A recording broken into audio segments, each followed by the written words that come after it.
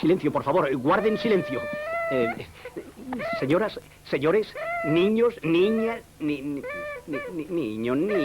estate quietecito, rico. Anda, deja el pitito, monín.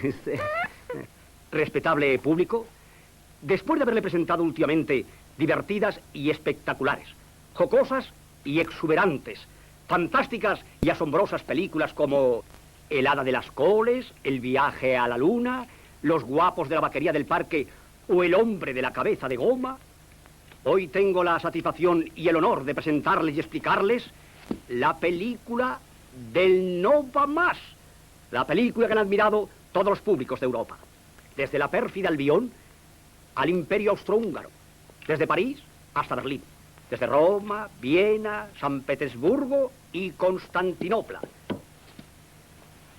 La duquesita de los rizos de oro. Y con ella, lo asombroso, lo inaudito, lo inconcebible. ¿Qué por qué? ¿Qué harían ustedes, señoras y señores, si conocieran a una duquesa no de rizos normales, sino grandes y bellos como el oro?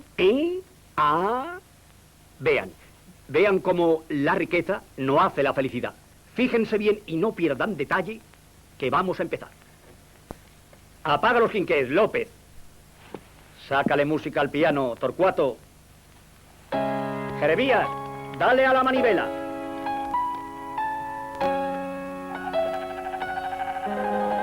Lo que van a ver ustedes ocurrió en el año de María Castaña, en algún lugar del centro de Europa. Sí, porque si de América se tratara, pues los personajes irían disfrazados de indios. Si fuera en África, estarían todos embadurnados de negro. Si ocurriera en España, irían en trajes de luces. Y como ven, aunque vestidos de siglos pretéritos, estos que aquí aparecen son normales y corrientes.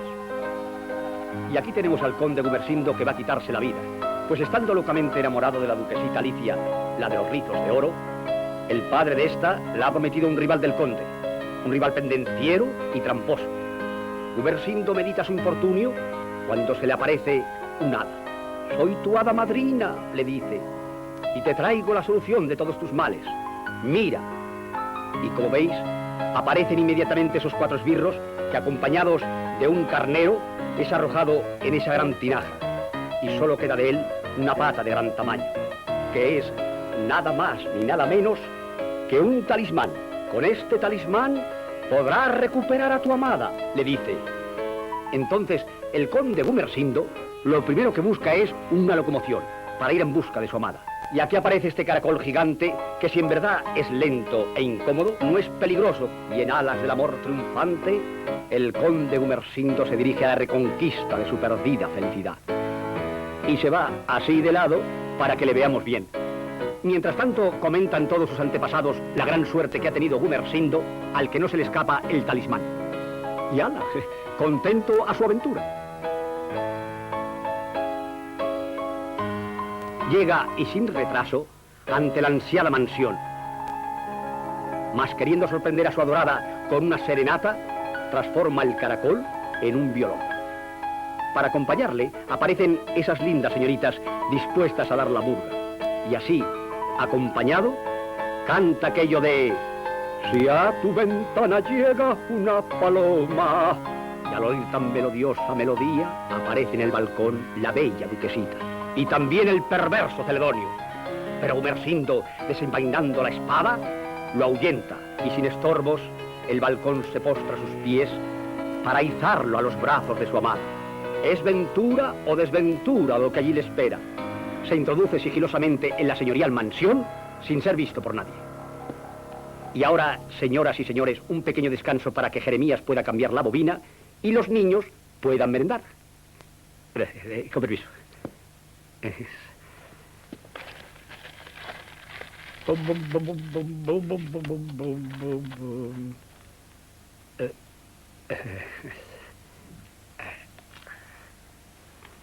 La historia de ese combinado de arte, industria, espectáculo, documento, realidad y ficción que es el cinematógrafo, o si ustedes lo prefieren, simplemente cine, debe ser revisada, pues aunque ésta no llegue al siglo de existencia, han quedado en ella muchas partes oscuras. Así, solo por poner un ejemplo, se da por definitivo que sus inventores fueron, según los americanos, Thomas Alva Edison, y según los franceses, los hermanos Louis y Auguste Lumière. Cuando, sin quitar mérito ni a uno ni a otros, ellos solo fueron los culminadores de unos trabajos cuyo proceso duró varios siglos y en los que últimamente habían intervenido hombres de todas nacionalidades. Y cuando la parte mecánica del invento fue lograda, quedaba otra tan difícil como la de darle aplicación: idear un lenguaje de imágenes, dotarle de una forma narrativa, explicar solo con fotografías en movimiento unos hechos reales o unas historias imaginarias. Faltaba la técnica y el arte, la concepción estética y rítmica. Y en ello, al igual que lo del invento, franceses y americanos se llevaron la palma según la historia.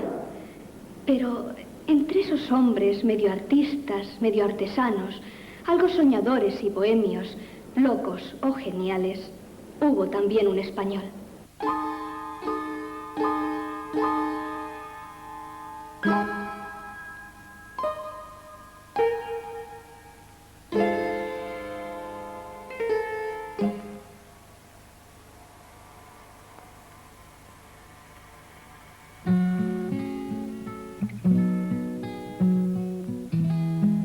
De la calle de Chantría de Teruel, el 17 de octubre de 1871, nacía un niño, hijo de Isaac Chomón Gil, de profesión médico, y Luisa Ruiz Valero.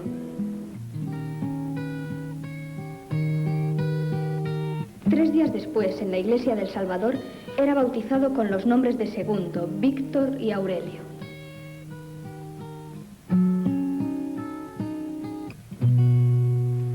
Al cumplirse en 1971 el primer centenario de nacimiento de Segundo de Chomón, desde el Círculo de Escritores Cinematográficos propusimos al Ayuntamiento de Teruel la celebración de un homenaje.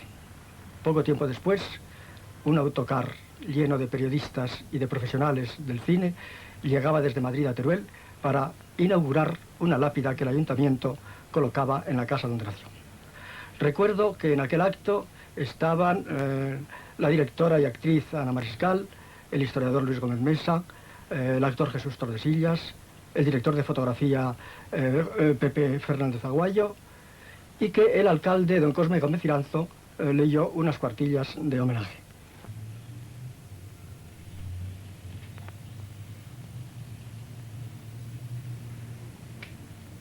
El viaje a Teruel fue muy agradable. Aparte de hacerlo entre compañeros, nos habían cedido una furgoneta de algún organismo oficial y la tal furgoneta pues iba a una velocidad de unos 40 por hora, una cosa así, y traqueteaba bastante. Fuimos todo el camino charlando de cine, de los albores del cine, y en cierto modo parecíamos casi como buscadores de oro. La carretera estaba bastante solitaria porque era en invierno, y efectivamente al llegar a Teruel, pues al menos para nosotros, los que nos dedicamos al cine, encontramos oro puro, porque yo creo que Segundo de Chomón para los comienzos del cine es algo muy importante y por lo tanto como oro. Íbamos contentos, conmovidos, porque este homenaje que dedicaba Teruel a uno de sus hijos más ilustres era un buen recuerdo a Segundo de Chomón, figura importantísima de la historia del cine en sus comienzos, y que ahí en España ha sido siempre un poco ignorada, pero que ahora ya mundialmente se la reconoce, porque figura en todas las historias del cine como una de las personalidades de más inventiva, equiparable, cuando no superable en algunos aspectos, a Jorge de Méliès y a Ferdinand Peca, inventores de trucos, de efectos especiales y de juegos ópticos, en los cuales Chaumont fue un maestro.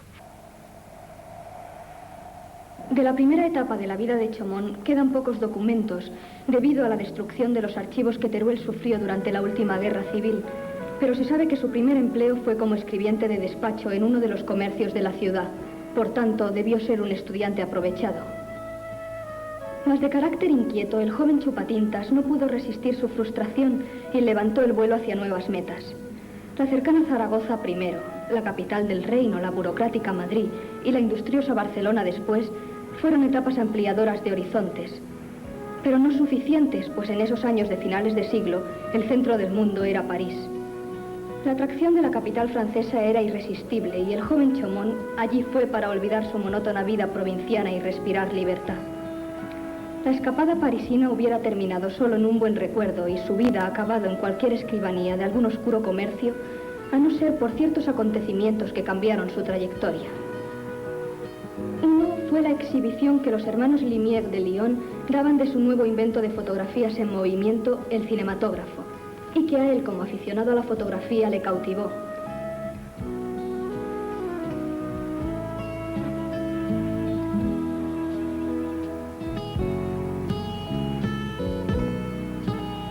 Y otro hecho para el joven Chaumont, que por entonces rondaba los 25 años, fue el encuentro de la mujer que iba a ser su único gran amor.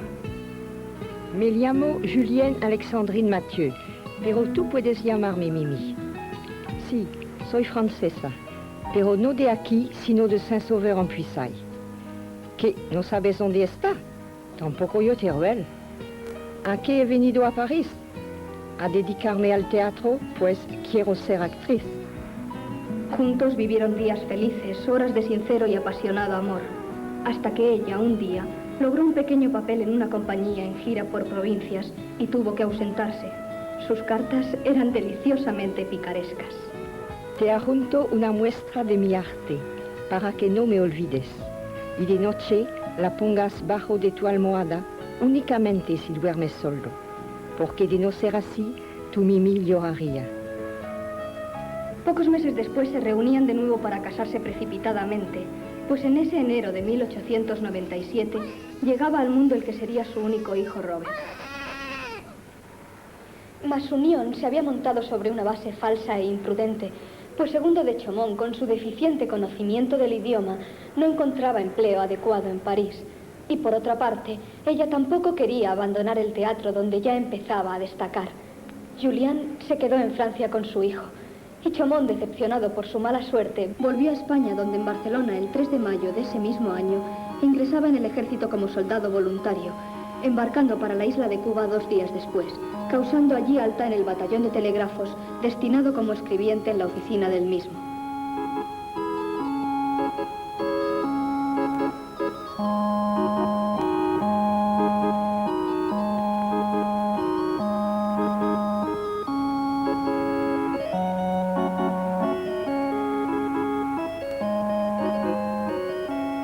En Cuba vivió los últimos momentos del imperio colonial, donde a la insurrección de los nativos se sumó el escabroso asunto del hundimiento del Maine y el consiguiente pretexto para declarar los Estados Unidos la guerra a España. Ya firmado el tratado que liquidaba el conflicto hispanoamericano, en la Navidad de 1898 embarcaron los últimos españoles para la metrópoli, y entre ellos Chaumont, que vivió muy de cerca todos los acontecimientos, pero en los que no intervino directamente, pues por su empleo de escribiente no llegó a disparar un solo tiro. A la tristeza que sumió la derrota al país, en Chaumont se unió su melancolía sentimental. No podía olvidar a la mujer amada y al hijo que dejó. Por tanto, con el dinero que recibió a su licenciatura, no lo pensó 2 veces y volvió a París.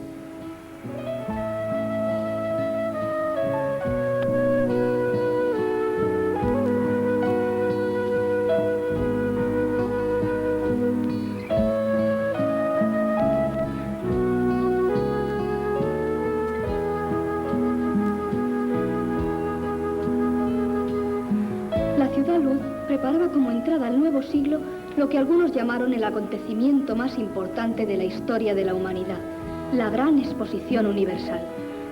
Y entre las maravillas múltiples allí exhibidas, el cinematógrafo, ya con 5 años de existencia, lograba la aceptación de las masas y su definitiva consagración, pues este medio había avanzado mucho gracias a un parisino, un tal Georges Méliès, que, aficionado a la magia, había logrado trasplantar sus trucos al nuevo invento, logrando efectos sorprendentes, como pueden comprobar en esta corta película titulada Ilusionista fin de siglo, rodada por aquellas fechas.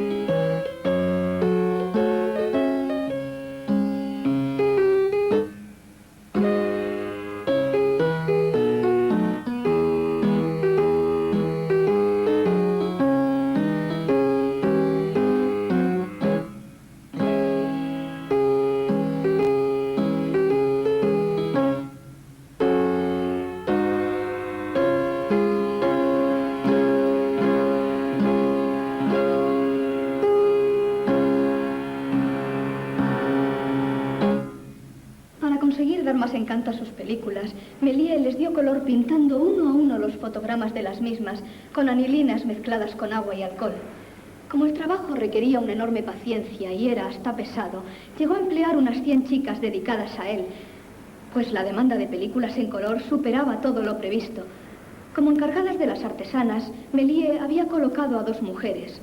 Una de ellas, la señora Chaumont, no era otra que Julián, que así, multiplicándose, compensaba sus paros teatrales.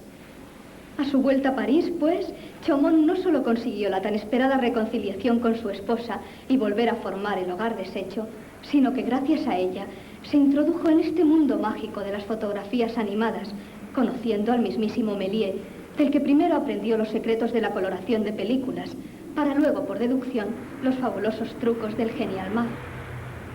Y cuando a su esposa le salía trabajo en el teatro, en este caso en el Olimpia, para con el sobrenombre de Mercedes actuar en un cuarto papel junto a la españolísima Carolina Otero en el espectáculo Una fiesta en Sevilla, Chaumont la reemplazaba en la supervisión del pintado de películas.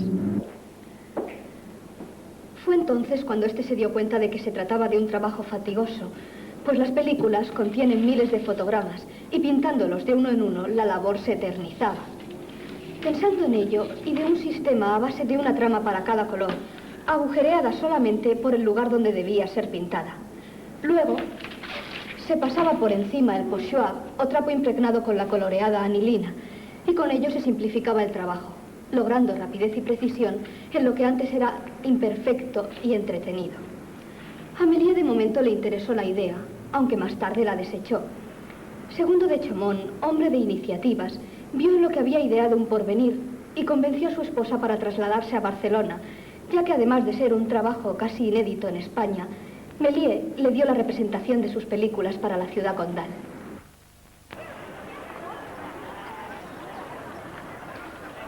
Por aquel entonces, el cinematógrafo ya estaba aposentado en España debido al enviado de la Casa Lumière, Albert Promio, y luego al aragonés Eduardo Gimeno y el catalán Fructuós Gelabert.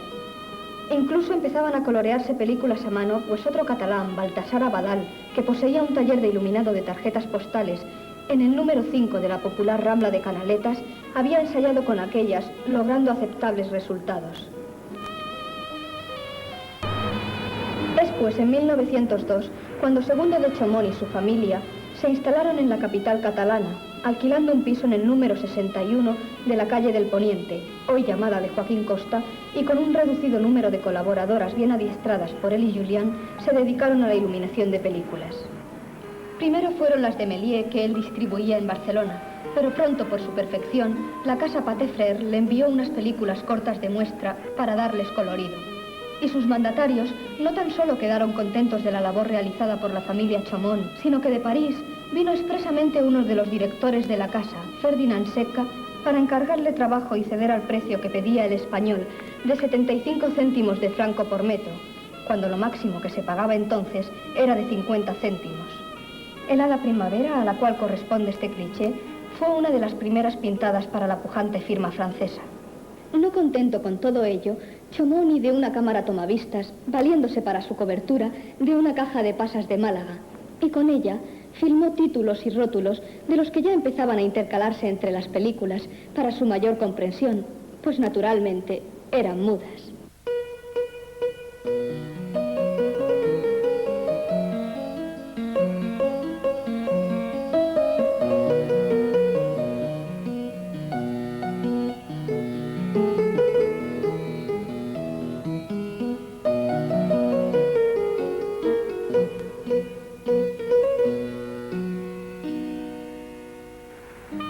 A finales de este año de 1902, y ya totalmente ganado para el cinematógrafo, Chaumont se decidió a pasar a la parte activa, plasmando sus propias ideas y conocimientos adquiridos estos últimos años. Y con su flamante cámara, que aunque ruidosa funcionaba bastante bien, intentó su primer experimento, realizando por cuenta propia la película de cortísimo metraje que había de abrir, se supone, su extensa filmografía. Se trataba de Choque de trenes, que realizara en maqueta con diminutos trenes de juguete, pero convenciendo a los sorprendidos espectadores de que lo que veían se trataba de un hecho real que nunca sucedió. Para los catalanes, Montserrat ha sido siempre un tema unido a su historia y religiosidad. Segundo de Chaumont, percatándose de la importancia de la Montaña Santa, dedicó a ella su primer trabajo de exteriores, ofreciendo el asunto a la casa Paté Frère, que lo adquirió.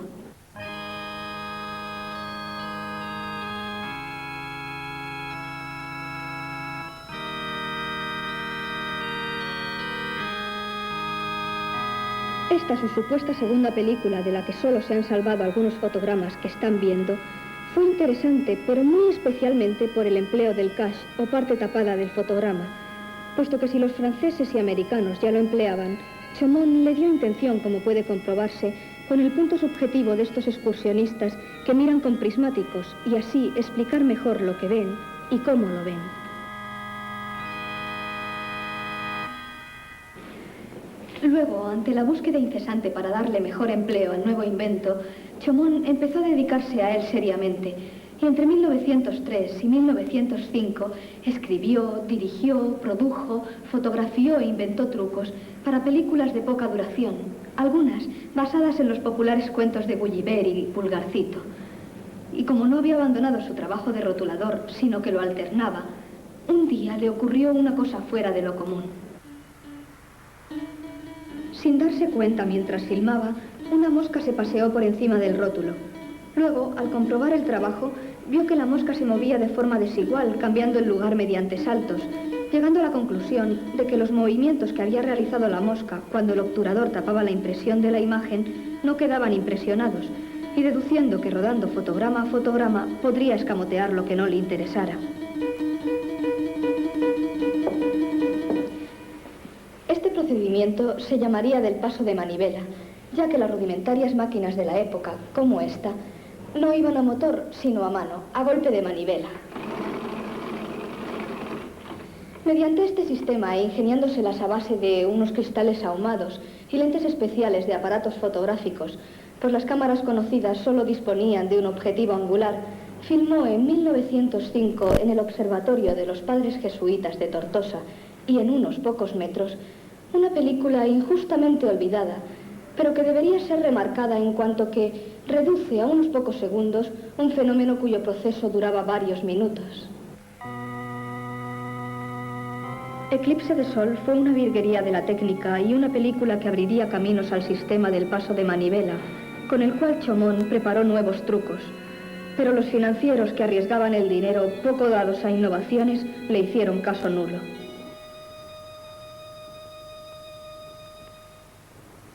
Damas y caballeros, presten atención y no pierdan detalle, pues verán en esta segunda parte de La Duquesita de los Rizos de Oro toda la fantasía que puede encerrar una gran mansión. Apaga. Y aquí tenemos a Gumersindo feliz y contento junto a su amada. Llegan el padre y el rival, preguntando qué es lo que allí pasa. Mira, allí se esconde ese bribón. Tiburcio y Celedonio quieren apresarlo, pero entonces Gumersindo aparece por abajo. El rival se enfurece. ¡Tierra! ¡Trágame! Nuestro conde desaparece de nuevo. Y Celedonio, malvado hasta la médula, convence a Tiburcio de castigar a su hija.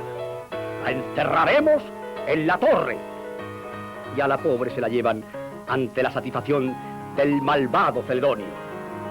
Pero mientras vean a Celedonio y Tiburcio, tramposos de oficio, como sabemos, que aquí aparecen como siempre dispuestos a molestar, a los dos amantes, separándolos tras los muros de esa lóbrega prisión.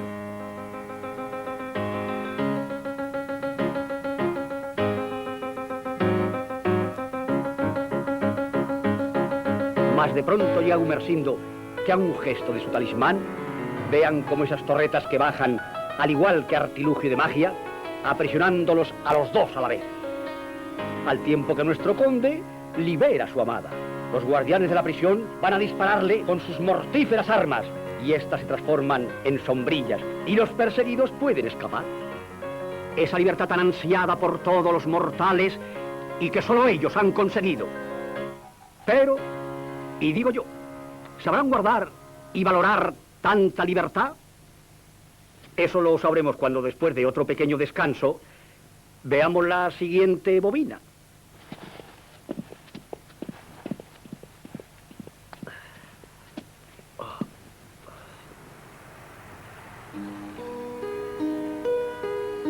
En Barcelona el cinematógrafo ya no se tomaba como curiosidad, sino como una posible nueva industria.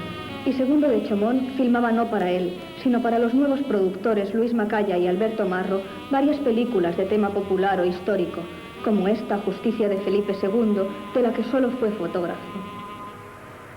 Luego, y ante la buena acogida que su nuevo sistema de colorear películas mediante tramas había tenido en la parisina Pathé Frères, sintiéndose incomprendido en su patria por la poca calidad del trabajo realizado para otros, y aconsejado por su fiel esposa Julián de que su porvenir estaba en París, ya la meca del joven cinematógrafo, y de que para ello necesitaba otra buena carta de presentación, Chomón abordó, por su cuenta y riesgo, la que iba a ser la más fascinante, llena de imaginación y hallazgos de todas sus películas, y cuyos trucos dejaron boquiabiertos a los entendidos de entonces. En el Hotel Eléctrico, donde se prescinde del personal porque en él todo se hace eléctricamente, después de esta secuencia de presentación con la llegada de ese par de turistas, el rodaje se hizo a paso de manivela, o sea, por el difícil y paciente sistema de fotograma a fotograma, moviendo entre cada uno de estos los objetos.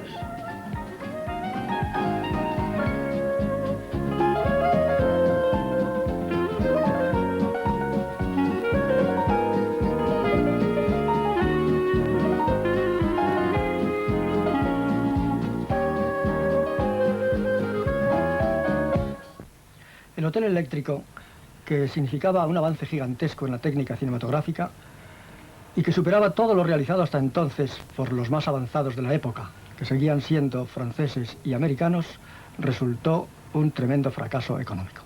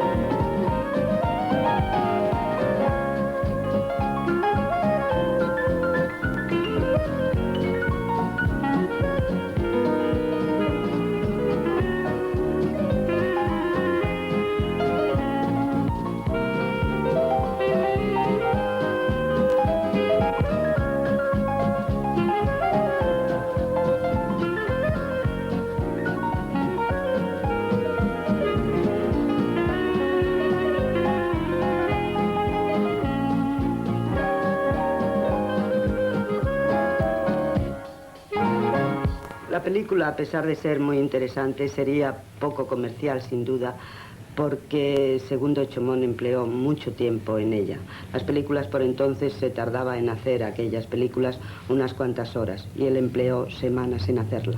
Segundo Chaumont, que por aquellas fechas empezaba a afirmarse de Chaumont por una supuesta ascendencia noble, con el Hotel Eléctrico no ganó dinero, pero sí fama. Y lo que fue más importante para él, entrar por la puerta grande de los estudios de la firma Charles Pathé.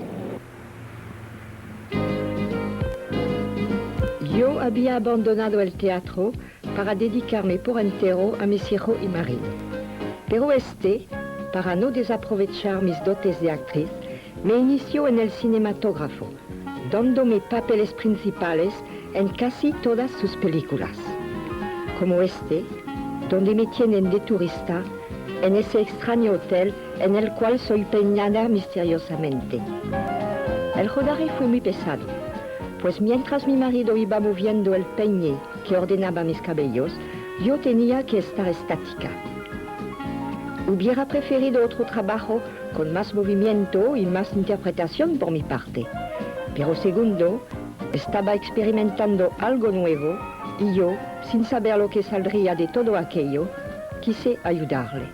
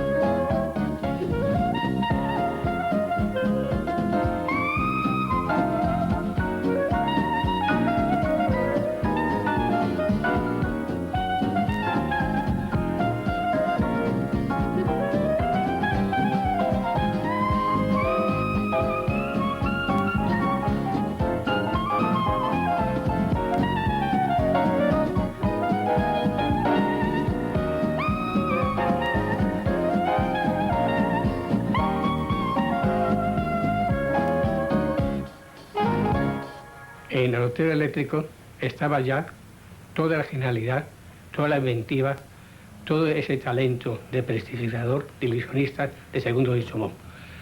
Jugaba con las ópticas, con los efectos especiales. El paso de manivela es uno de sus descubrimientos ante el cual hay que rendirse. 2 años después, James Stuart Blackstone, un inglés emigrado a los Estados Unidos, presentaba una película titulada El Hotel Embrujado, una copia descarada, una imitación del Hotel Eléctrico.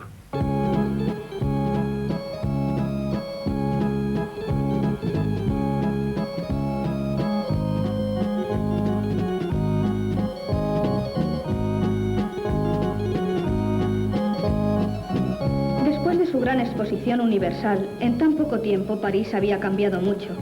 Se había convertido en el centro del mundo artístico, pues pintores, escultores, dibujantes y otros artistas plásticos, agrupados con poetas y literatos en el viejo Montmartre, revolucionaban con nuevas tendencias sus respectivas artes.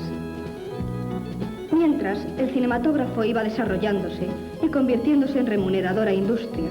Charles Pathé, formando sociedad con su hermano Albert, pero llevando personalmente la parte cinematográfica, pues el otro se dedicaba a los fonógrafos, había colocado su productora a la cabeza mundial, con sucursales en Londres, Roma, Berlín, Viena, Moscú y San Petersburgo. Para satisfacer la demanda enviaba operadores por todas partes, los cuales rodaban las actualidades más insólitas para su recién nacido noticiario Pathé, el primero de ese tipo que se conoce.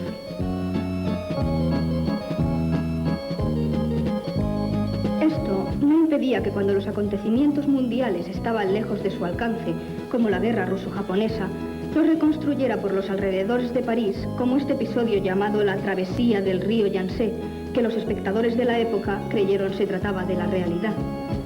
Este tipo de noticiarios fue un buen pretexto para llenar un mercado que contaba con numerosos adeptos entre el público, pero menos entre los feriantes exhibidores. Pues dichas películas, al revés que las otras, perdían actualidad y eran mal negocio para ellos, ya que pasada la euforia del momento no interesaban más, cargando los feriantes con un muerto, no como las de argumento y fantasía que las explotaban durante años, exhibiéndolas hasta en los más apartados pueblos. Pathé también produjo películas de fantasía, pero en este terreno le habían salido dos fuertes competidores. Uno de ellos era Léon Gaumont, el cual en su taller de tomavistas de la Villette, modernizado y puesto al día según las necesidades de la época, y contando entre sus secretarias a Alice Guy, le dio la oportunidad de dirigir El Hada de las Coles, siendo la primera mujer que intervendría en este cometido. Pero esos dos grandes impulsores del cinematógrafo eran superados por el ya conocido Georges Méliès, el prestidigitador metido cineasta, que lograba efectos más sorprendentes aún que los otros, acaparando el interés del mercado, pues sus películas estaban llenas de encanto y magia, además de trucajes llamados entonces escenas de fantasmagoría, como esa muestra que están viendo.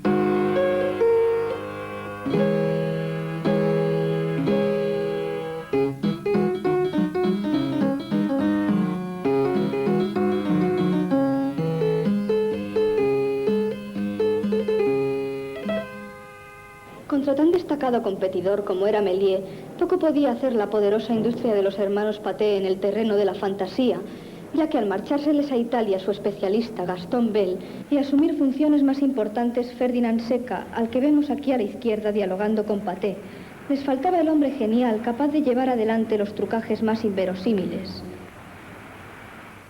La Casa había iniciado en 1902 una película Río sobre la vida y pasión de Jesucristo. Debido al éxito popular, al film se le iban añadiendo lo que hoy llamamos secuencias y que por aquel entonces se denominaban cuadros. Pero al perder esto su unidad, Charles Pathé encargó a Seca rehacer de nuevo toda la película y este se rodeó de los mejores técnicos del momento. Lucien Nonguet, director teatral para la puesta en escena. Georges Satou, para los pasajes espectaculares con movimiento de comparsería. Laurent Heilbronn para los decorados y Segundo de Chaumont para la fotografía y los trucajes, algunos de los cuales vemos.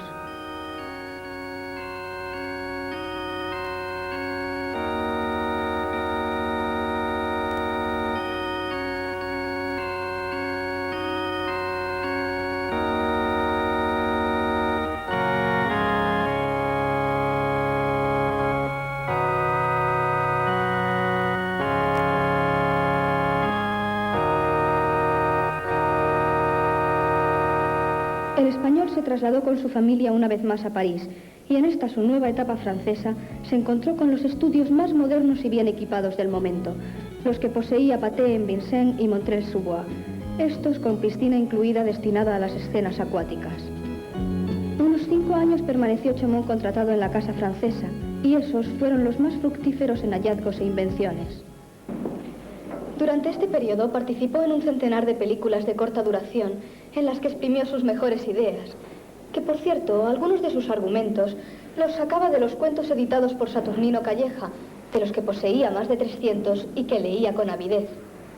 Como ejemplo, este que le perteneció, Los huevos de Pascua, que convertido en película fue protagonizado por su esposa Julienne.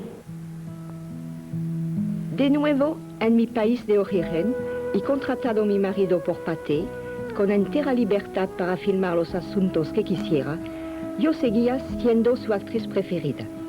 Y así, entre otras muchas películas, intervine en La Bella Durmiente, La Danza de las Mariposas, El Rey de los Bosques, Pesadilla y Dulce Sueño, Adelante con la música, La bailarina microscópica, Las pajaritas de papel y Los placeres del matrimonio.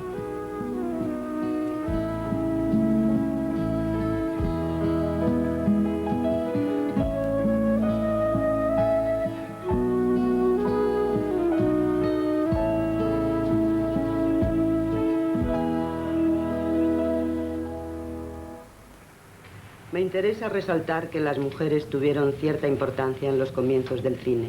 Lo mismo que Alice Guy fue importante en la Casa Gaumont, en la Pathé, donde Segundo Chaumont era su mejor operador, tuvo una gran importancia su mujer.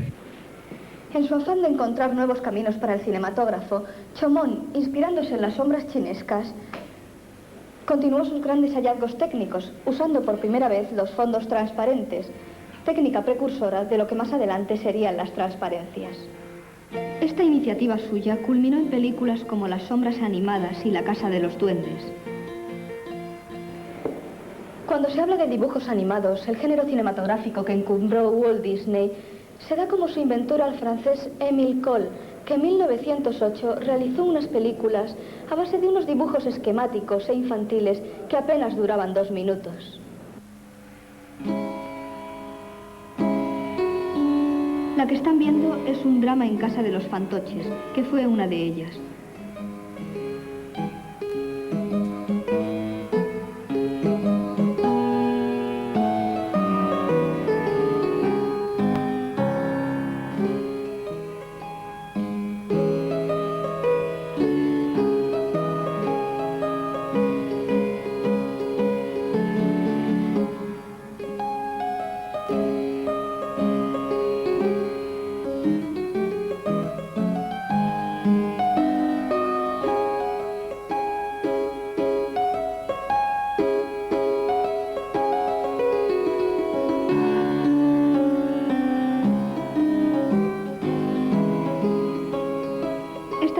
Se consideraron las primeras de dibujos animados.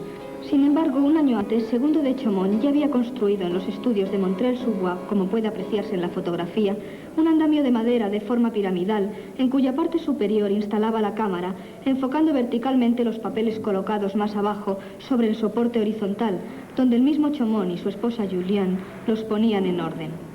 Con este procedimiento rodó parte de La casa de los duendes ya citada, pero donde mejor lo aplicó fue en El castillo encantado, con personajes ideados, dibujados y animados por él mismo y del que solo queda este dibujo, con el cual hemos intentado reconstruir una secuencia.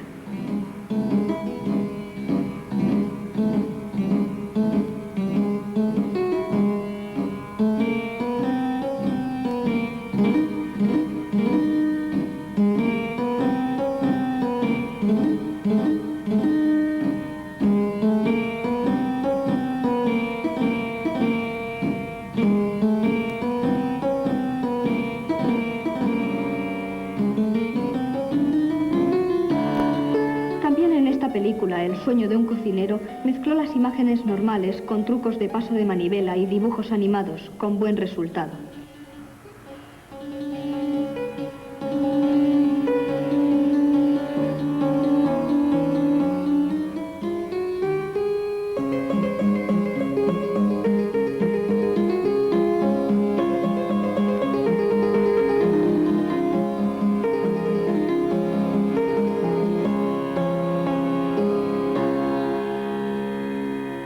Otra de las innovaciones de Chaumont en Casa Pathé fueron las películas de muñecos articulados. Entre 1908 y 1909 filmó El paseo de Tía Sally, El pollito embrujado y El teatro eléctrico de Bob, de la cual van a ver un fragmento.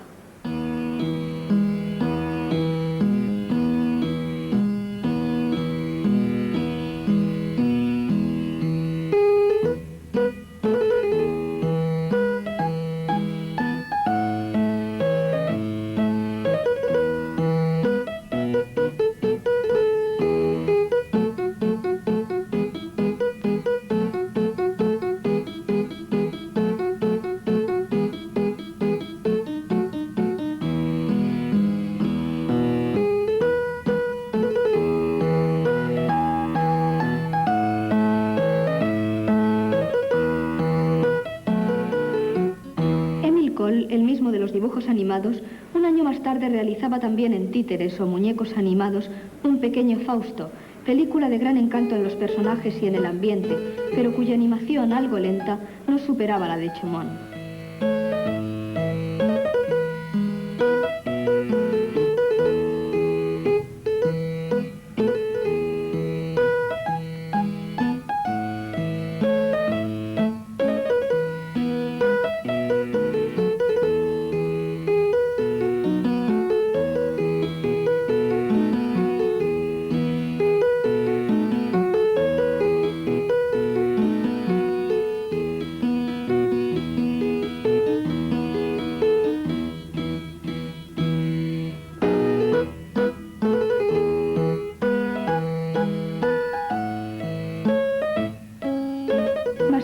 leamos en cualquier historia de cine, nos encontraremos con la sorpresa de considerar padre de los muñecos animados a un moscovita de origen polaco, Ladislas Starevich, quien en 1912, o sea, 2 años después de Emil Cole y 3 o 4 después de Chaumont, realizó varios cortometrajes como La cigarra y la hormiga, Los insectos y La Navidad de los habitantes del bosque, a la que pertenecen estas imágenes. Como hemos visto, Segundo de Chaumont estaba bien dotado para estos dos géneros de animación, fotograma a fotograma. Pero en la casa Pathé, más que por sus experimentos, lo que les interesaba del español eran sus dotes en el empleo de trucos. Lo fueron limitando a ello y poco a poco tuvo que arrinconar sus ideas, pues nuevas películas le esperaban. Creo que más importante que sus prodigiosos descubrimientos técnicos, interesa destacar en Chaumont su imaginación muy refinada, que en cierto modo lo hace precursor del surrealismo. Y ahora, damas y caballeros, niños y niñas... Niño, no te metas el dedito en la nariz, Rico, que eso está feo, ¿no comprendes? Bien, vean ustedes la tercera parte de esta fabulosa película, en la que se trata de lo efímera que es la libertad, cuando ésta no se ha logrado con el trabajo, sino con un talismán. Y aquí tenemos de nuevo a Tiburcio y Celedonio, que escapados de la prisión, caminan por ese sendero llamado de las palizas. ¿Y qué palizas? De botas gigantes y manos enormes. Y cuando se preguntan por qué, aparece esa monstruosa cabeza de ogro que le llena de espanto y terror.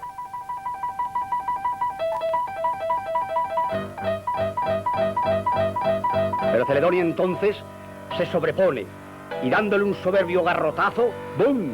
Y entonces la cabeza se transforma en un esbirro que lo mismo que aparece, desaparece y vuelve a aparecer. De nuevo la tierra se lo traga y los dos tunantes comprenden entonces que es cosa de un talismán. Benéfico esbirro, ¿quién te quiere a ti? Y como es natural después de tanto ajetreo, se van a descansar un rato haciendo mutis por el foro, aunque naturalmente no por mucho tiempo, pues el descanso dura muy poco. Y aquí los tenemos de nuevo, volviendo a su casa, donde nuevamente son castigados a subirse en esas columnas giratorias. Otra hechicería del talismán. ¡Toma! Garrotazo que te doy y adivina quién ha sido. Como veis, Gumersindo solo piensa en el placer de la venganza, cuando con el talismán podía hacer la fortuna de tantos desgraciados. ¿Pero qué vas a hacer con tanto hechizo, Gumersindo? ¿No piensas ya en los pobres y desamparados? ¿No te acuerdas de los huérfanos, los expósitos, los lisiados, los enfermos, las viudas y las madres solteras, pobrecitas ellas? No, no se acuerdan. Y así, sin pensar en los que sufren, Gumersindo y Alicia penetran en esa gruta sin saber que si ellos poseen poderes mágicos, también los posee la gruta. De pronto bostezos y más bostezos. ¿Será el cansancio? ¿Será el ajetreo del día? Buscan un rincón y allí se tumban a dormir el sueño de los justos. Entonces Gumersindo empieza a soñar con grandes cantidades de dineros. Ya poseo 4.000 doblones y mañana pueden ser 5.000. Y de seguir así, dentro de un mes seré el más rico del país y dentro de un año del mundo entero. ¿Han visto ustedes? Pobre Gumersindo. No sabe bien lo que le espera. No, no lo sabe. Ni ustedes tampoco. Pero lo sabrán. Bueno, vamos a descansar un rato, ¿eh? Anda, vamos a tomarnos una copa porque a estos niños de verdad es que no hay quien los aguante. Julio Verne puso de moda el tema de los viajes espaciales con sus novelas De la Tierra a la Luna y Alrededor de la Luna. Georges Méliès filmó en 1902 la primera película sobre el tema, El viaje a la Luna, a la que pertenecen estas fotografías y algunas de las imágenes que van a ver.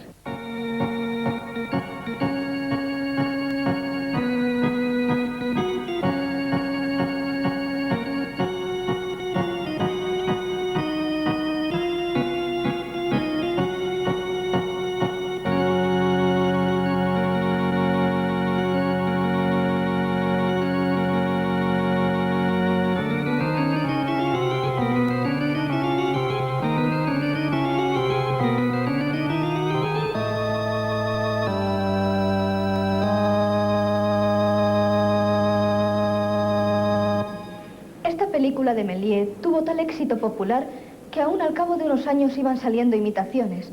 Fue así como a Segundo de Chaumont se le encargó un nuevo viaje a la Luna.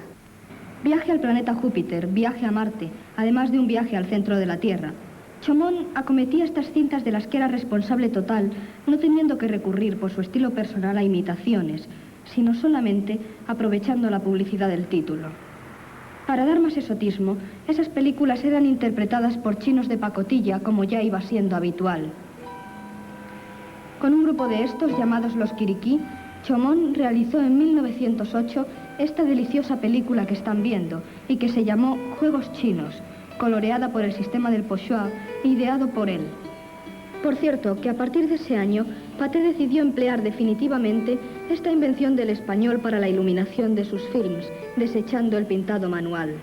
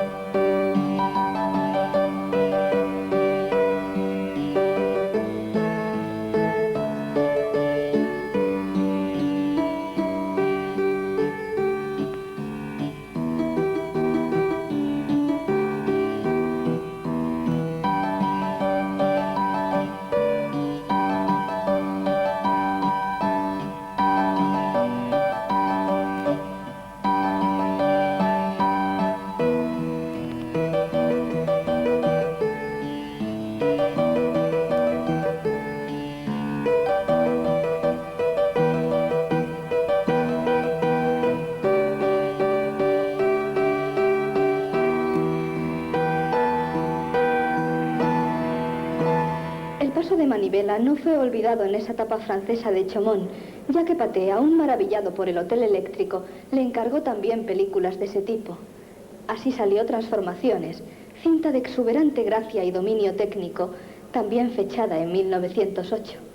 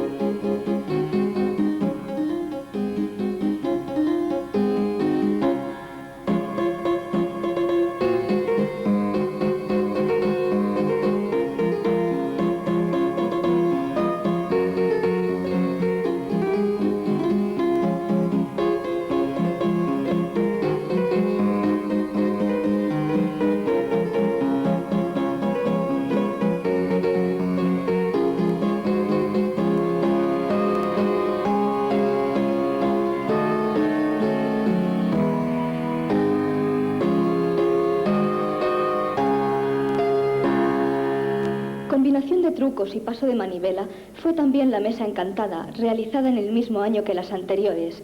Compendio de lo mágico, lo fantástico, lo absurdo y lo delirante, siempre en el mundo surrealista tan querido por Chaumont.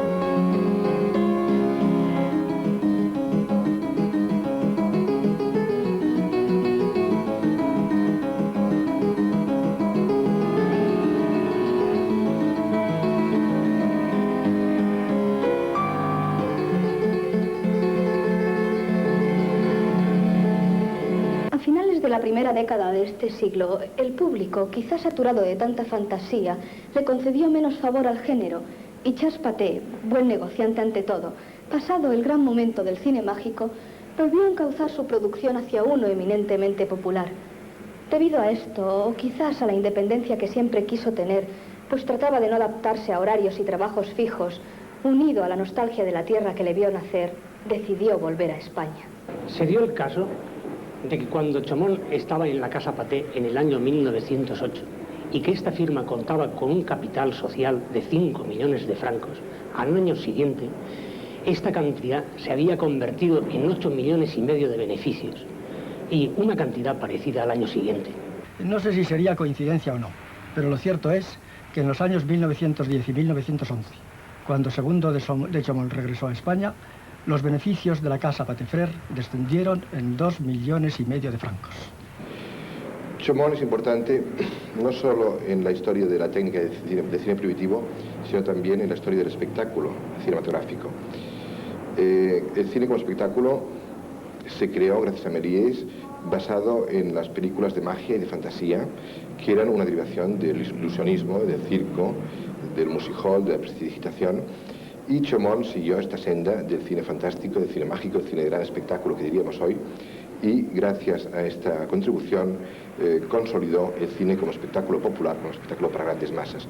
Ocurrió, no obstante, que este género, que tuvo su apogeo en los primeros años del cine mudo, fue declinando por la aparición de nuevos géneros, de nuevas formas de espectáculo, y esto naturalmente afectó profundamente a la evolución de la industria y afectó también naturalmente a la carrera de Segundo de Chaumont. Chaumont trabajó con frecuencia como empleado de otros, pero se mostró siempre superior a sus patrones. Dio siempre más de lo que le pedían.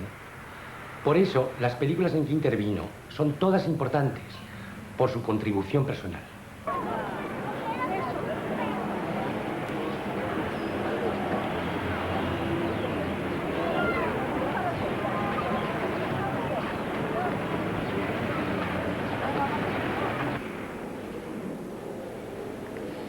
Cuando en la primavera de 1910 regresó Segundo de Chaumont a Barcelona, la ciudad condal se había puesto en cabeza de la producción cinematográfica española, y al igual que en Francia, también aquí se preferían las películas melodramáticas a las de fantasía y magia. Chaumont y su familia instalaron su residencia en los bajos de esta casa de la calle de las Cortes. Luego, formó esta sociedad con el empresario de variedades Joan Fuster, construyendo unos estudios de rodaje de películas en un solar de la misma avenida. Eran unos estudios de techo y paredes de cristal para aprovechamiento de la luz solar, al igual que los demás de la época, bien equipados aunque modestos comparados con los de Pathé o Gaumont de París. En esos estudios y durante el segundo periodo español de la vida artística de Chaumont, que duró casi 2 años, produjo y realizó cerca de 50 películas que quizás técnica y artísticamente no fueran tan interesantes como su anterior etapa francesa. Entre su producción, cuyos guiones escribía escrupulosamente en un libro, encontramos películas cómicas como Flema inglesa o Venganza de un carbonero, históricas como Felipe II contra el duelo o Justicias del rey Don Pedro, que fue la más costosa de la nueva empresa. De las mágicas se pueden mencionar Píldoras maravillosas y una nueva versión de Pulgarcito, esta vez gracias al cash, llena de sorprendentes trucajes.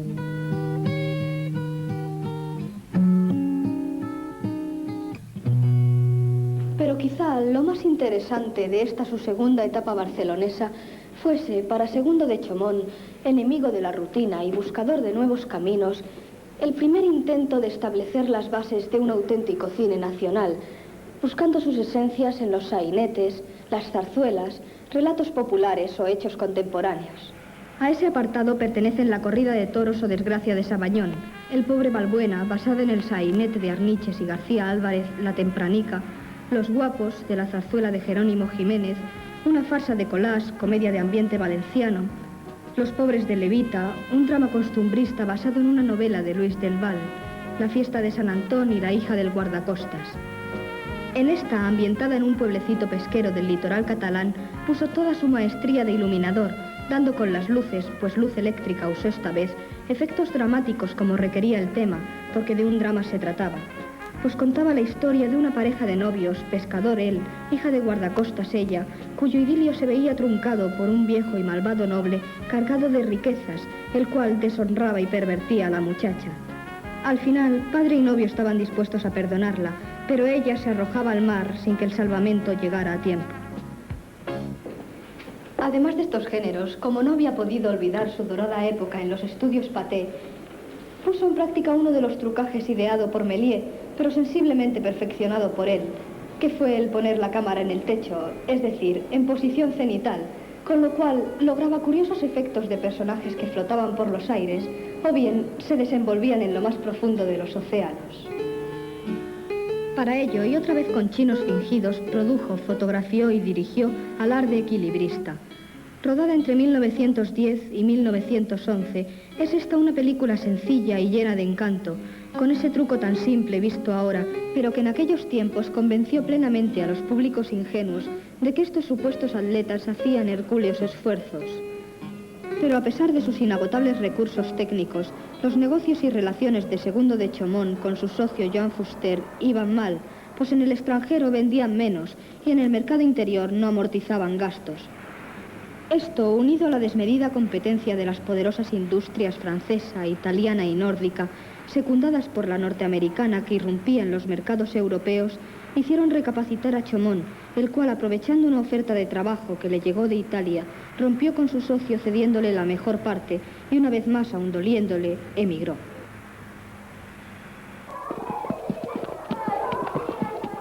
Sí, qué niños más ricos, ¿eh?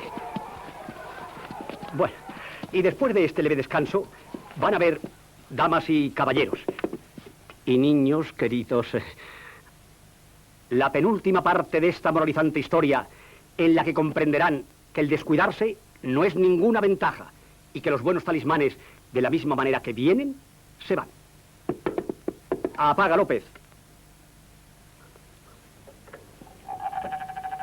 Y aquí estamos de nuevo con Celedonio y el duque, que llegan a la gruta del sueño, encontrándose a los dos fugitivos dormidos.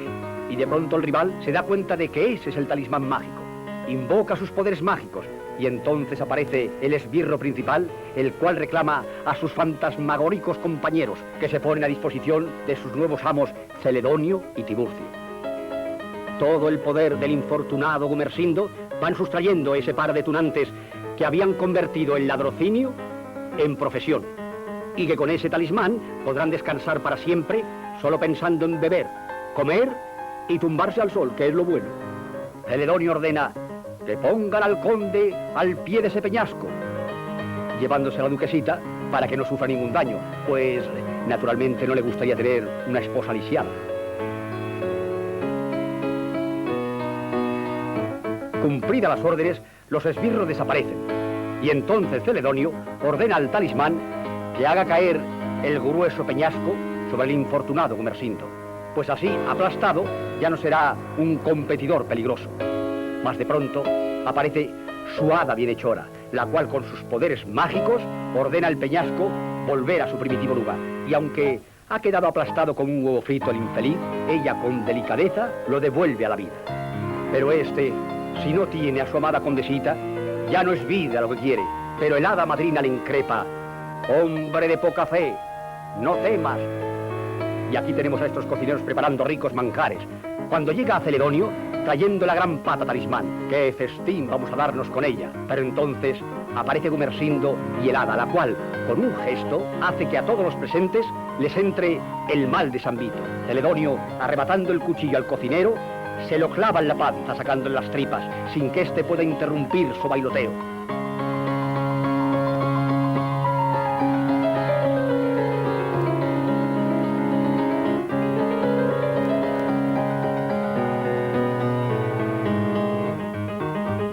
Los demás cocineros, impulsados por su delirante mal, van desapareciendo, dejando solo al perverso Celedonio, que le entra un hambre feroz y busca comida. Se le aparece un cerdito, como un espejismo multicolor, pero desaparece. Celedonio intenta con los manjares colgantes y también desaparecen. Entonces, como no le queda otra cosa que comer, decide asar la pata. ¡Qué mala pata!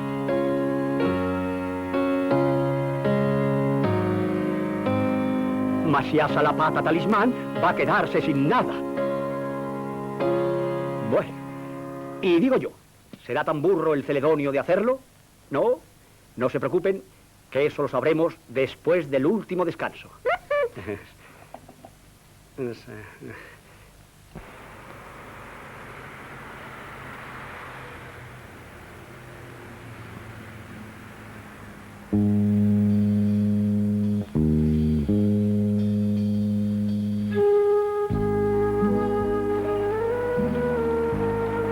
En 1912, la cinematografía italiana atravesaba un momento pujante con el constante lanzamiento de nuevos géneros que la convertían en el flamante coloso de este sector industrial, pues las masas ítalas habían hecho del cinematógrafo una de sus más queridas distracciones.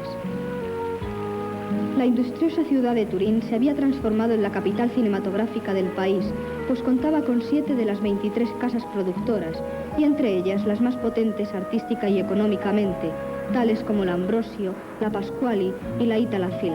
De esta firma, Segundo de Chomón había recibido una oferta en estos términos. Para la ampliación de nuestros estudios necesitamos un operador especialista en escenas de trucajes y también para la ejecución de trucos en las películas de otros directores. El señor Lucien Nonguet, el cual pertenece a nuestra plantilla desde hace algunos días, nos ha dado su nombre. Le rogamos, pues, nos conteste si el puesto le interesa y cuáles serían sus pretensiones económicas. 2 meses más tarde, Chomón firmaba el contrato con un sueldo de 1000 liras mensuales, paga excepcional para la época. También fue contratado su hijo Robert en calidad de ayudante suyo. En el barrio de Ponte Trombetta estaban instalados los estudios de la productora contratante, estudios que tras la reciente ampliación podían considerarse los mejores de Europa, tanto en espacio disponible como en equipos e instalaciones. Donde solo había campos se trazó una calle, la Vía Luisa del Carreto, que daba a la parte de las oficinas. Aún hoy quedan este portalón y los cimientos, resto de la magnificencia de dichos estudios. En la parte posterior, el bloque acristalado llamado el Teatro daba al monte. 7 años duró su contrato con la Itala Film y en ellos Chomón participó en unas 20 películas de largometraje en las que tuvo pocas posibilidades de asumir sus dotes directrices, pues Giovanni Pastrone, el patrón artístico de la productora, lo empleó casi exclusivamente como operador, creador de trucajes, efectos fotográficos y especiales, alegando que este, como director, daba excesiva importancia a la técnica y empleaba demasiado tiempo, aunque reconoció más tarde que Chomón fue el autor de todos los virtuosismos técnicos que engalanaron dignamente las películas producidas por la casa.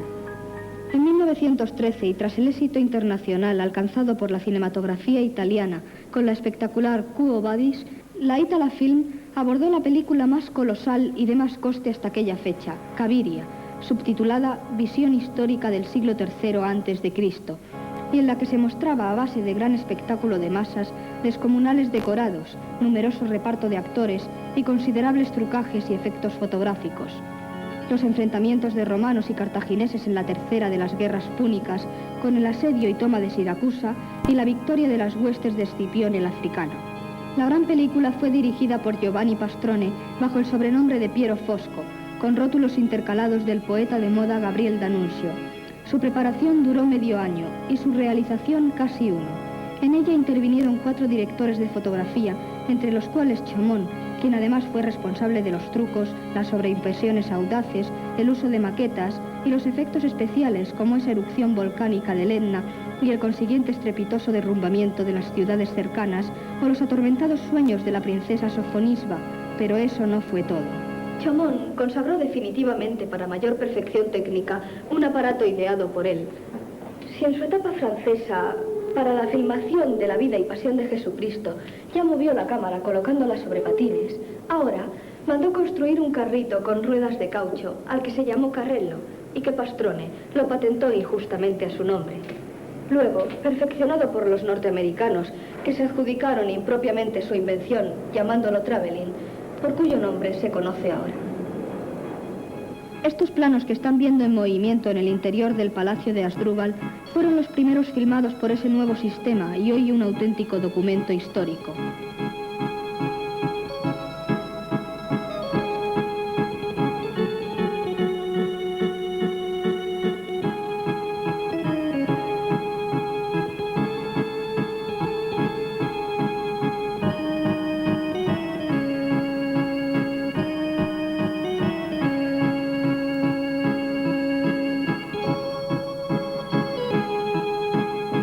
fue lo que hoy llamaríamos un virtuoso de la cámara. Él conocía profundamente la técnica del cine. Para él la cámara era un instrumento fundamental en la creación, y nada más que ver, por ejemplo, la contribución suya al rodaje de Cabiria, en donde no solamente aportó el traveling como técnica descriptiva, sino que también hay un uso de la luz y de la composición realmente notables. Las escenas nocturnas, el uso de la luz artificial, de la luz eléctrica para determinadas escenas nocturnas es realmente todavía hoy un ejemplo muy válido de conocimiento, de sensibilidad para la imagen. Durante estos primeros años en Italia, las cosas nos fueron bien. Gracias al éxito de Cabiria, habíamos entrado con buen pie, pues a Segundo, la película le dio gran prestigio entre sus nuevos compañeros de la Italafilm. En el mismo barrio de Ponte Trombetta, y no lejos de los estudios, en la Via Vignale, alquilamos un chalet donde Segundo, Robert y yo pasamos los momentos más tranquilos y felices de nuestra existencia. Si mi marido había logrado un renombre, no menos era mi hijo, que a sus 17 años era ya cameraman, por tanto, todo un hombre. Los días de descanso de que disponíamos los dedicábamos a estar juntos y reposar, a arreglar nuestro jardín, a criar gallinas, a cuidar gatitos y a regalarnos en la mesa con los amigos, que por nuestro carácter abierto no nos faltaban. Y aunque Segundo siempre hablaba con nostalgia de España, deseando volver, en Turín nos sentíamos bien, pues para nosotros eran tiempos de prosperidad.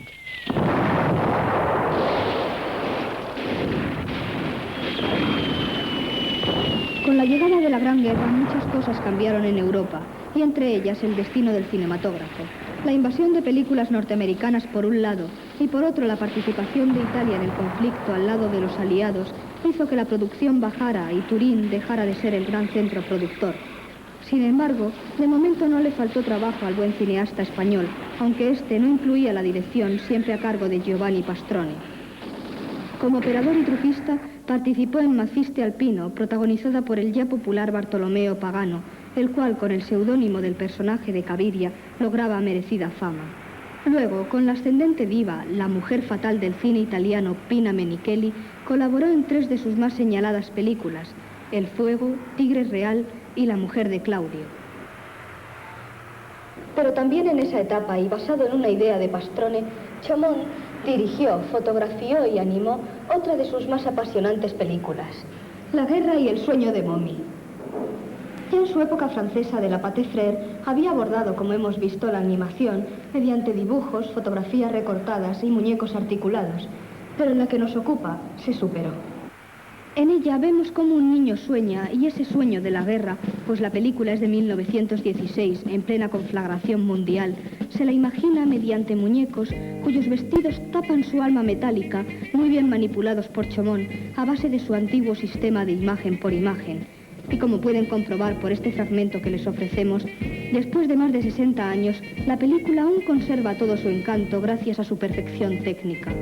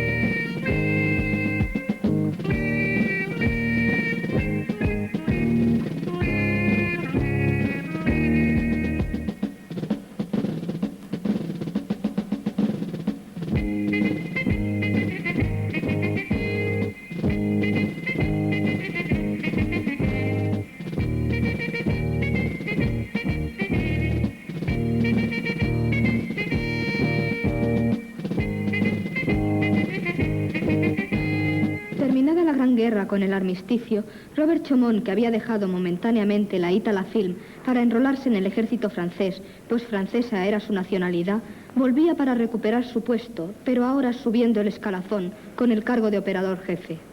Los estragos de la guerra habían dejado a Italia en una situación insostenible. Proliferaban las huelgas, ocupaciones de fábricas y descontento que ocasionaba el paro. Ambiente enrarecido que propició el nacimiento del fascismo y la temporal caída de la industria cinematográfica de ese país.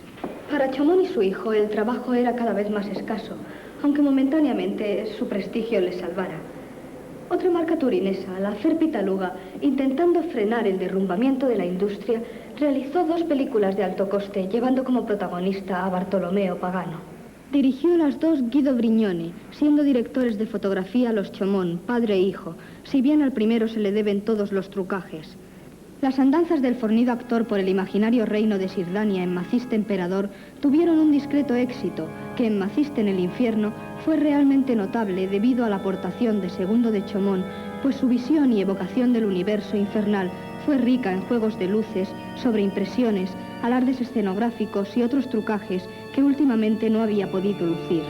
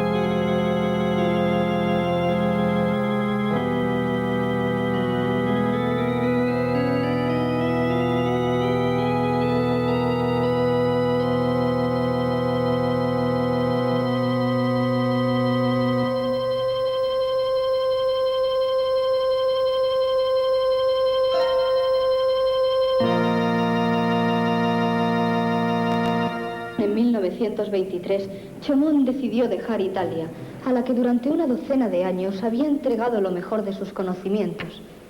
Pensó volver definitivamente a España, pero el miedo a la falta de trabajo y la influencia de su esposa e hijo lo llevaron de nuevo a París. La obra de Chaumont en Italia es la obra importante, es la de la madurez. Ya no se tratan de experimentos de un joven atrevido, que unas veces pueden salir bien y otras salen mal. Es la definición del genio, de su creación. La labor profesional de Chaumont nos sigue sorprendiendo aún hoy día a los profesionales, tanto en las películas en Caviria como en La guerra en Momi, como en Lo que queda de Maciste en el infierno. Sus trucos, su habilidad, su seguridad en el trabajo son realmente de antología. Yo creo que si Lumière fue el cine al servicio de la verdad y cine testimonio y Méliès la gran fantasía, Chaumont es el camino que todos luego hemos trillado de alguna manera para poner la profesionalidad al servicio del cine. Chaumont no llegó a aprender nunca a la perfección ni el francés ni el italiano. Cuando trabajaba fuera de España se entendía en estos dos idiomas que mezclaba con el español. A este propósito hay una anécdota humana que se recuerda con cierta gracia. Cuando Pastrone le increpó por la lentitud de su trabajo, contestó segundo de Chaumont: ¿cómo quiere ley que yo trabaje en vitesse si nessuno me ayuda? Gracias a este documento del cónsul español en Turín, podemos saber cómo era Chaumont en 1920, a los 48 años de edad. Estatura, 1,71 m, pelo negro, ojos pardos, nariz regular, barba, lleva bigote, cara oval, color moreno. Y además tenemos aquí su firma. Y ahora, respetable público, damas y caballeros, niños y... Qué niño más rico, ¿verdad? Vean ustedes, señoras y señores, con mucha atención la última parte de esta moralizante película, donde se relata el castigo del perverso Celedonio, seguido del desbordante, lumínico, etéreo apoteosis final. Y de nuevo tenemos aquí a Celedonio cocinándose la gran pata y diciéndose: ya que no tienes más poderes, no me sirves para nada. Y como para nada sirves, aunque seas un talismán, voy a comerte.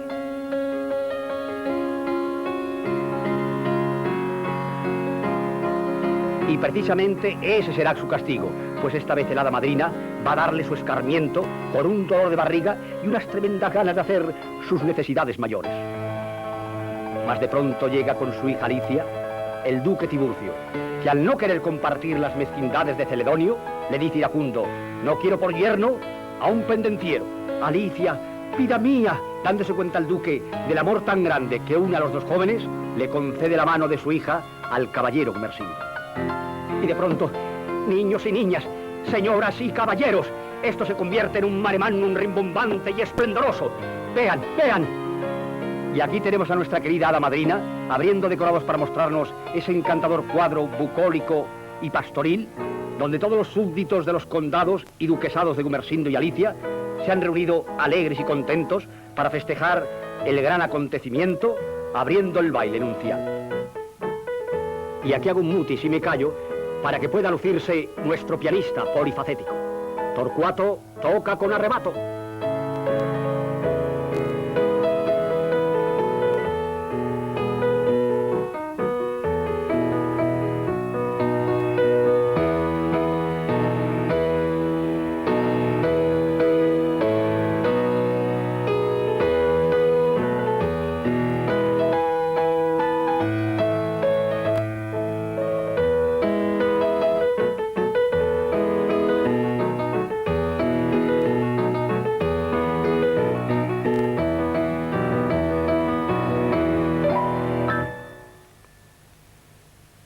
Y cuando el baile termina y las pastorcillas otra vez acicaladas vuelven a sus ringleras, interviene la hada madrina, la cual se adelanta y haciendo otro ademán mágico, logra que de las profundidades emanen entre cataratas de límpidas aguas esas ninfas mitológicas del reino de las hadas.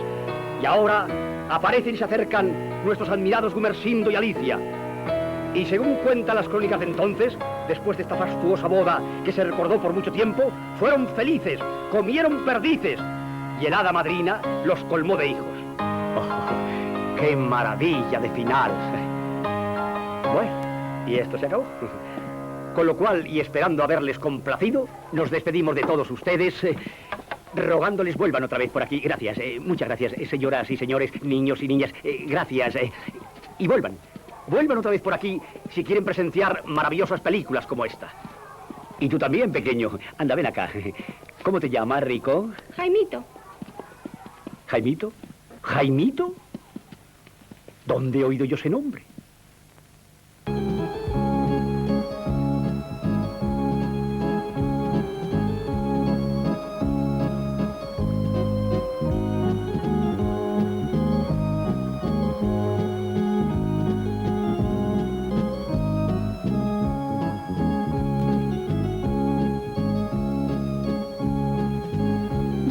numerosa, la familia Chaumont, pues Robert se había casado, instaló de nuevo su residencia en París, en el 94 de la Avenida de la República, en un hotel de la Sociedad Hotelier. Creía Segundo de Chaumont que en la ciudad luz, por su brillante y pasado historial, no le faltaría trabajo, pero esta vez solo llegó a colaborar en películas de poca monta. Con una guerra mundial por medio, el cinematógrafo estaba cambiando. El público, siempre veleidoso, ya no pedía películas con trucajes. Gente joven aportaba nuevas ideas, y con ellas, técnicas nuevas y nuevas tendencias iban naciendo. Y además, llegaba el sonido. Según los intelectuales de la época, el arte de la imagen pasaba a ser el arte de las sensaciones recibidas mediante la imagen y el sonido. En 1926, la Sociedad de Film en Colores Keller Dorian contrató los servicios del Español. Uno de los primeros trabajos en la nueva empresa fue el realizar unos trucajes para el gran film Napoleón. La casa contratante lo cedió a la productora de la superproducción, según atestigua este documento en el que puede leerse: Orden de servicio. El señor Chaumont se trasladará a Toulon para las tomas de vistas concernientes al film Napoleón. Se presentará al señor Abel Gans poniéndose a sus órdenes.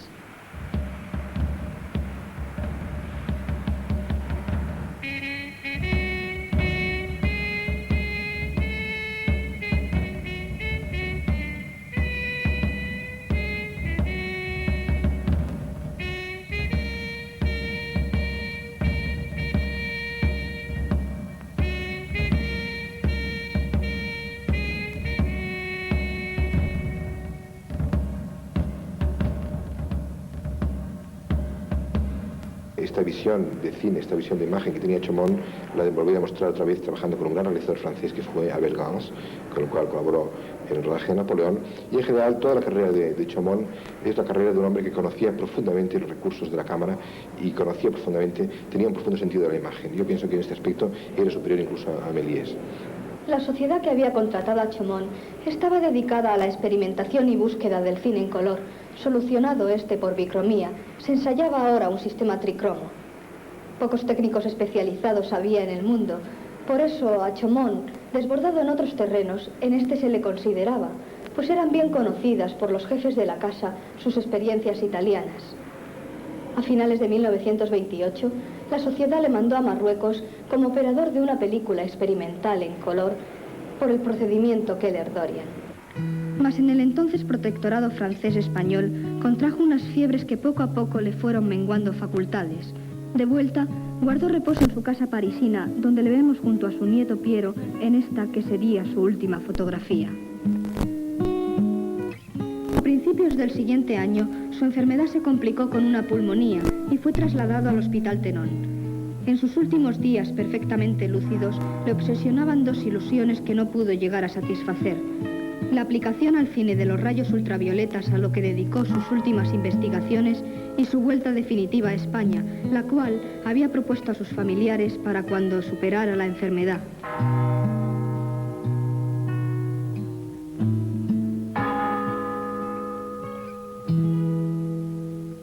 Se ruega asista al entierro, servicio e inhumación del señor Segundo Chaumont, fallecido el 2 de mayo de 1929, confortado con los santos sacramentos, en París, a la edad de 57 años. Tendrán lugar el domingo 5 del corriente a las 2:30 de la tarde. El cortejo se reunirá en el 47 de la calle Pelleport a las 2:15. La inhumación tendrá lugar en el cementerio Pantin Parisien.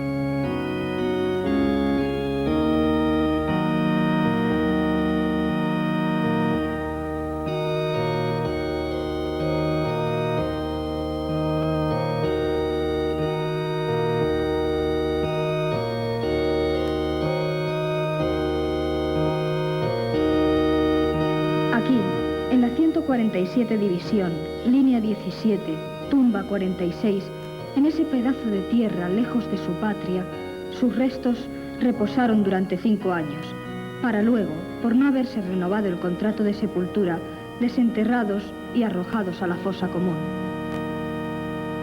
En el tomo primero de su monumental, a pesar de estar ya por desgracia inacabada, Historia del cine, Carlos Fernández Cuenca dijo de Segundo de Chaumont: con Segundo de Chaumont el film de trucos llegó a su culminación y a su término. Menos imaginativo que Méliès, pero tan hábil como él por lo menos, y dotado de una paciencia extraordinaria, Chaumont enriqueció la técnica del cine con aportaciones preciosas de las que todos habrían de beneficiarse. Perfeccionó precisamente la técnica en Francia, país en el que había nacido el cinematógrafo y en donde estaban los técnicos más adelantados del momento.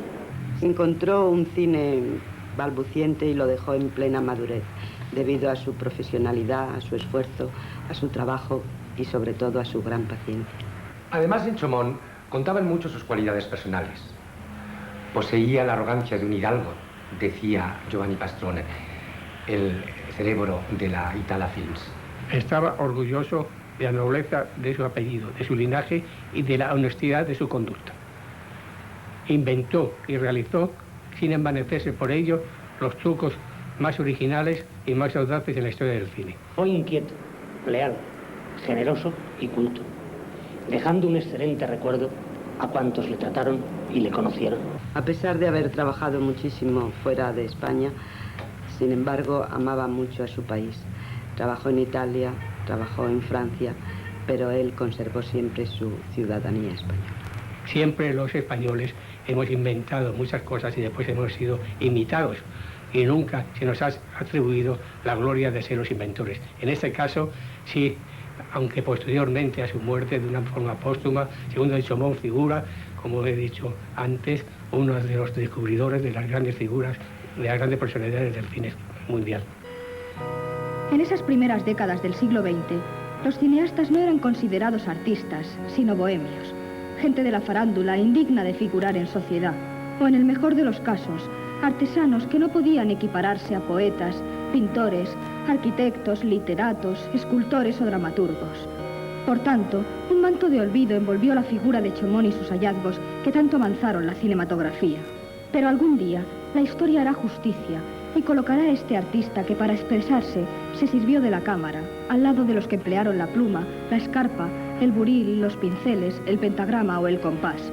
Y entonces, junto a los grandes de nuestra era, figurará por derecho propio este español, siempre orgulloso de serlo, que dentro de sus posibilidades dio lo mejor de sí al mundo.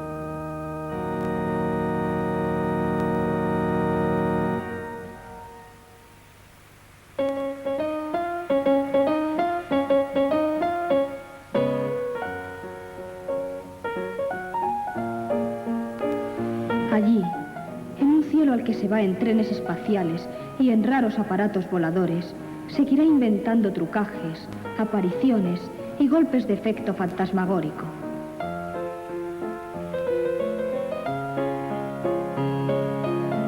Allí, donde los hoteles eléctricos funcionan sin descanso, donde las mesas encantadas se llenan de manjares que se hinchan o se esfuman, donde los chinos de pacotilla se queman en fuegos imaginarios y las chinitas desaparecen tras sus sombrillas.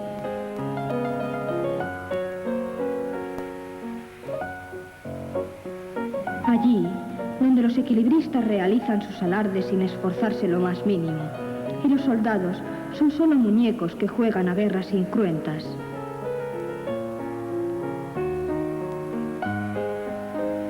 Allí donde los diablos devienen simpáticos, pues no son la encarnación del mal, sino de la fantasía.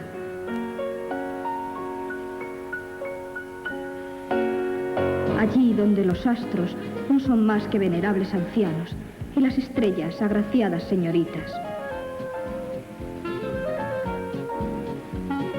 Allí donde la luna cuando está llena recibe balas de cañón en el ojo y cuando mengua se vuelve la bandera cuya ropa limpia al airearla se convierte en juguetones arlequines.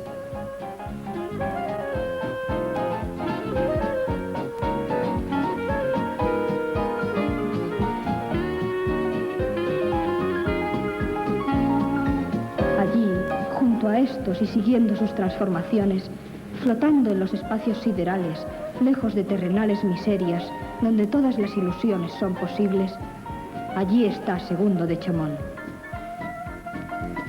Pero también aquí abajo, en todos los corazones de los que amamos el arte cinematográfico.